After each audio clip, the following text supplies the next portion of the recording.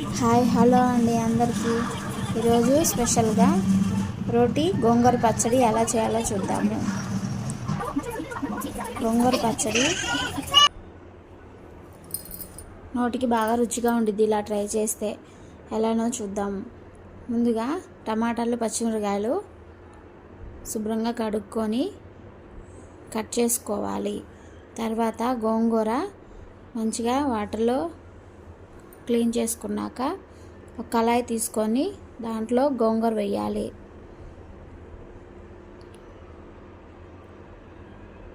గోంగూరలో వేసినాక తర్వాత టమాటాలు పచ్చిమిరపకాయలు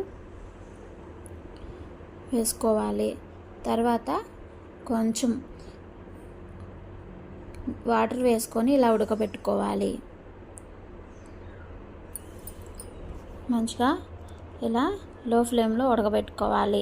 తర్వాత కొంచెం ఒక 10 మినిట్స్ అయినాక ఒక 2 స్పూన్లు ఆయిల్ వేయాలి.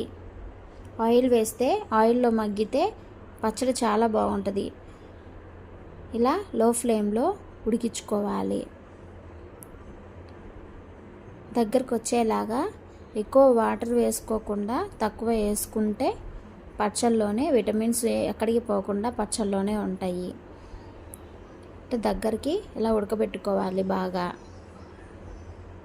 ఆయిల్ వేసాం కాబట్టి పచ్చడి చాలా బాగుంటుంది. ఇలా ఉడకబెట్టుకున్నాక దగ్గరికి వచ్చేయాలి ఫ్రెండ్స్. వాటర్ ఉండకుండా దగ్గరికి ఉడకబెట్టుకోవాలి. అప్పుడే బాగుంటుంది పచ్చడి. తర్వాత ఆరనివ్వాలి. ఆరనిచ్చినాక పచ్చిమిరపకాయలు సపరేట్ చేసి ఇలా మామూలు రోళ్ళు ఉంటే మామూలు రోల్లో, నాకైతే ఏ రోల్ లేదు, దీంట్లో ఊరుకున్నాను. ఇట్లా మొత్తం పచ్చడి చేసుకున్నాక పచ్చిమిరపకాయలు బాగా పచ్చడి చేసుకోవాలి. తర్వాత అలానే టమాటాలు కూడా తీసుకొని పచ్చడి చేసుకోవాలి. రోట్లో వేసి బాగా మెత్తగా దంచుకోవాలి. ఈ విధంగా దంచుకున్నాక ఆకు ఉంది కదా గోంగూర, అది కూడా వేసేయాలి. బాగా దంచుకోవాలి గోంగూర కూడా. తర్వాత తగినంత సాల్ట్ వేసి బాగా దంచుకోవాలి. ఇలా చూపించే విధంగా దంచుకొని తర్వాత తాలింపు వేసుకుందాము. తాలింపు కళాయి పెట్టుకొని 2 స్పూన్స్ ఆయిల్ వేసి పోపులు వేయాలి. కొన్ని పోపులు అంటే తాలింపు గింజలు వేగినాక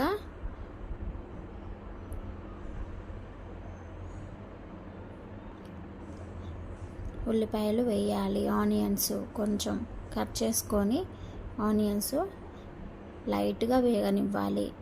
ఆనియన్స్ ఎక్కువ కాకుండా లైట్గా వేగనిచ్చిన కరివేపాకు వేసుకోవాలి. మరి కొంచెం సేపు ఆగినాక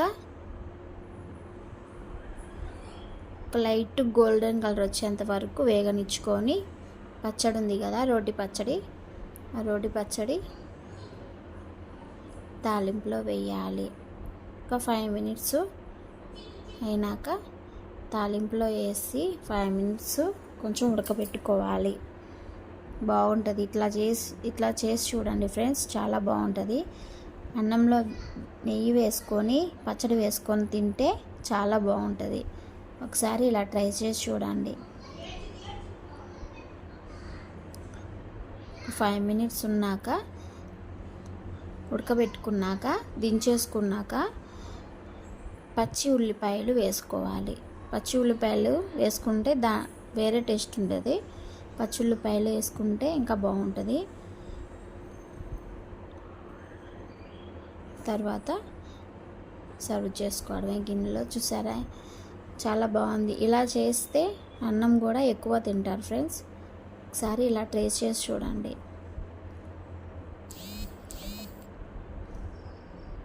వీడియో కనుక నచ్చినట్లయితే సబ్స్క్రైబ్ చేసుకోండి ఫ్రెండ్స్.